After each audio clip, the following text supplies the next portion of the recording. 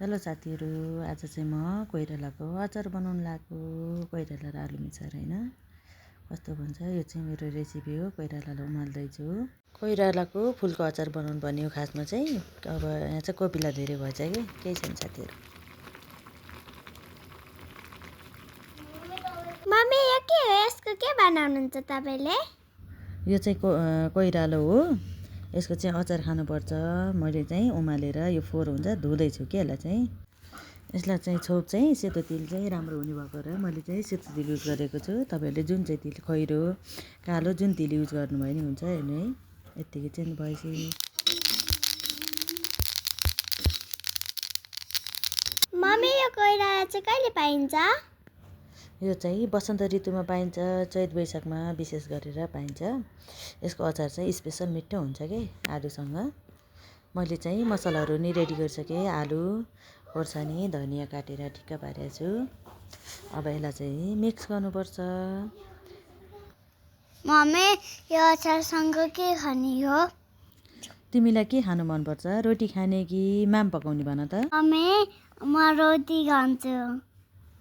हस् बेबी, मेरो बेबीले जे भने त्यही पकाउँछु। अब चाहिँ मैले अचार मोल्नको लागि छोप राखेँ है।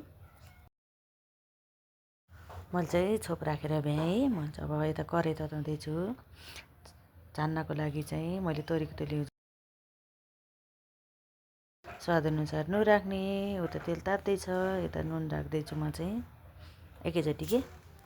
अनि यो चाहिँ मैले चुक युज गरेको साथीहरू। यता चाहिँ तेल तात्दैछ, तेल तात्यो। यसमा चाहिँ मैले मेथी राखेँ, झान्नको लागि चाहिँ मेथी। अनि सँगै बेसार पनि राख्छु क्या मैले यसमा। मम्मी अचार रेडी भयो? हुँदैछ, अब बनाउँदैछु, अब मोल्ने हो। मैले चाहिँ झानिसकेँ। अब यसलाई चाहिँ मिक्स गर्न लाग्यो साथीहरू है। हेर्नु त कस्तो खाउँ खाउँ लाग्दछ मिक्स गर्दैमा। मैले चाहिँ अचार रेडी गरेँ। अचार चाहिँ यस्तो देखिएछ साथीहरू। अचार चाहिँ बनिसक्यो। अब बाबुले भने चाहिँ अब रोटी बनाउनु पऱ्यो साथीहरू है।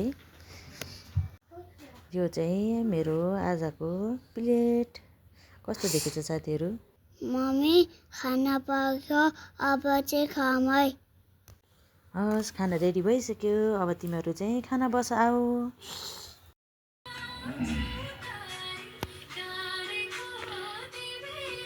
कस्तो छ सर अचार?